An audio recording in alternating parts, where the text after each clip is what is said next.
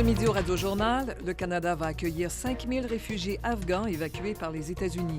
Le Canada est très heureux de coopérer avec eux pour réinstaller certains de ces réfugiés au Canada. Santé mentale, finances publiques et crise du logement, tour d'horizon des engagements des chefs de parti en cette 17e journée de campagne électorale.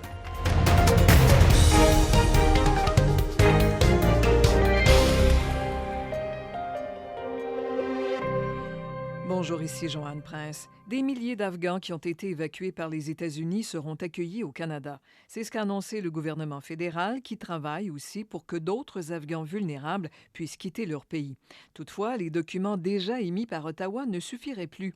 Voici des précisions de Manon Globinski.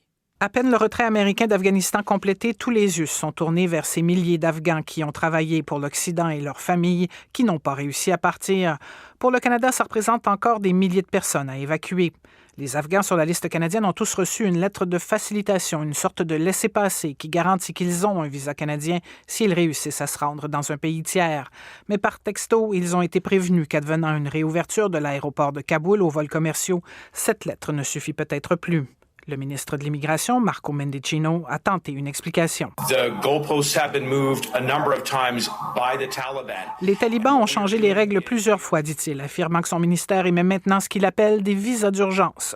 Certains des Afghans qui se cachent à Kaboul voudraient tenter de quitter le pays par la route en franchissant la frontière pakistanaise. Le ministre des Affaires étrangères, Marc Garneau, les en décourage.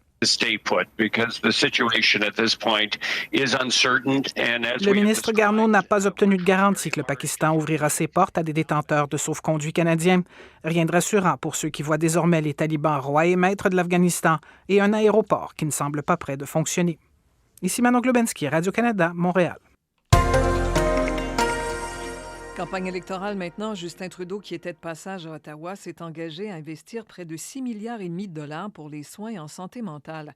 Le chef libéral s'est défendu d'empiéter à nouveau sur les compétences provinciales avec cette annonce. On n'est pas en train de micro-gérer. On sait quels sont les objectifs. Les Canadiens ont besoin d'accès à des médecins et des experts en santé mentale.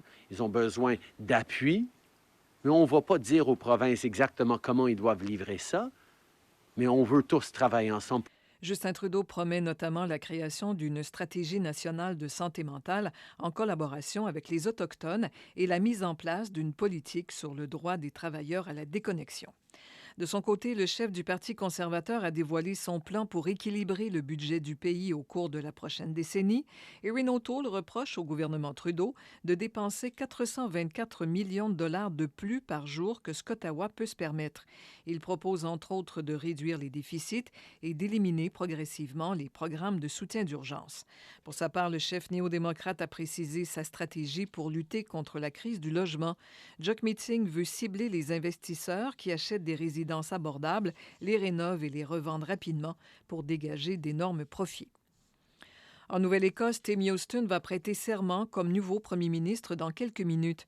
Le chef progressiste conservateur a déjà laissé entendre que son cabinet serait paritaire. Ce serait une première dans la province.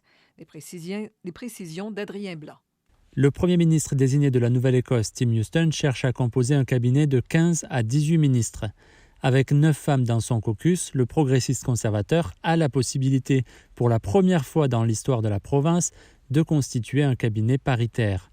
Des députés expérimentés comme Carla McFarlane, Kim Masland et Barbara Adams pourraient ainsi accéder à des postes clés comme les finances, la justice ou les transports. Le Parti progressiste conservateur aura plus de difficultés à représenter les Afro-néo-écossais et les autochtones, car il n'est pas parvenu à faire élire des députés issus de ces communautés. En revanche, il compte 2 Acadiens dans son caucus, Trevor Boudreau et Colton Leblanc. Colton Leblanc, qui est un ancien ambulancier et qui en est maintenant à son 2e mandat, il pourrait se voir accorder le ministère de la Santé, en plus de celui des Affaires acadiennes et francophones. Ici Adrien Blanc, Radio-Canada, Halifax. Le Nouveau-Brunswick offrira une 3e dose de vaccin contre la COVID-19 à certains groupes. Les personnes immunosupprimées et les aînés seront notamment du nombre. La médecin hygiéniste en chef de la province affirme que la santé publique officialisera le tout prochainement. Par ailleurs, Jennifer Russell constate qu'il semble avantageux de laisser s'écouler un délai plus important que celui suggéré par les pharmaceutiques entre l'administration des 2 premières doses de vaccin. On voit dans d'autres parties du pays et d'autres pays que ça donne une bonne protection quand que le distance, le temps entre les deux doses est plus long. On voit en Israël à ce moment-ci, ils donnent les 3e doses, mais eux, ils ont gardé strictement le 21 jours entre les deux doses. Alors, on voit que dans les cas qu'on a plus de temps entre les deux doses, ça donne une très bonne protection. Au Québec et en Alberta, une 3e dose de vaccin anti-COVID sera aussi offerte aux personnes les plus vulnérables. Le Comité sur l'immunisation du Québec juge que cette injection supplémentaire va permettre de consolider l'efficacité de la vaccination de base. Le comité pourrait aussi recommander une 3e dose pour les aînés, selon son président, le Dr Nicolas Brousseau. C'est fort probable qu'on aille vers une 3e dose. Probablement que les aînés vulnérables vont être parmi les premiers visés parce qu'ils ont aussi été les premiers vaccinés.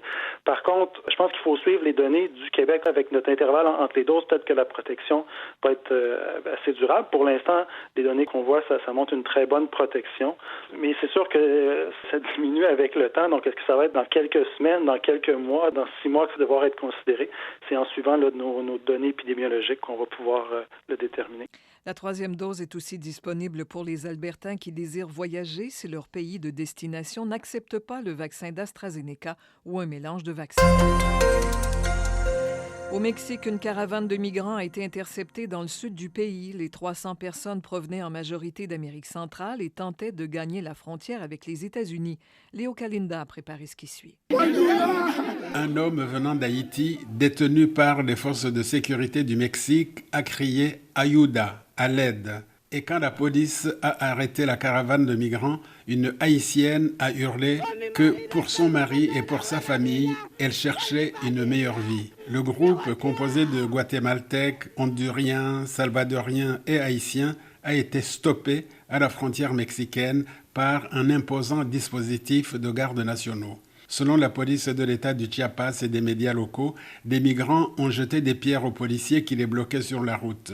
Après plusieurs confrontations avec les forces de sécurité, plusieurs d'entre eux, essentiellement des familles, ont préféré renoncer à leur voyage.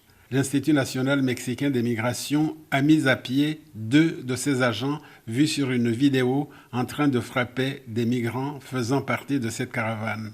Parmi eux, il y a beaucoup de femmes et d'enfants. Ces caravanes se sont multipliées depuis l'arrivée au pouvoir du président Joe Biden.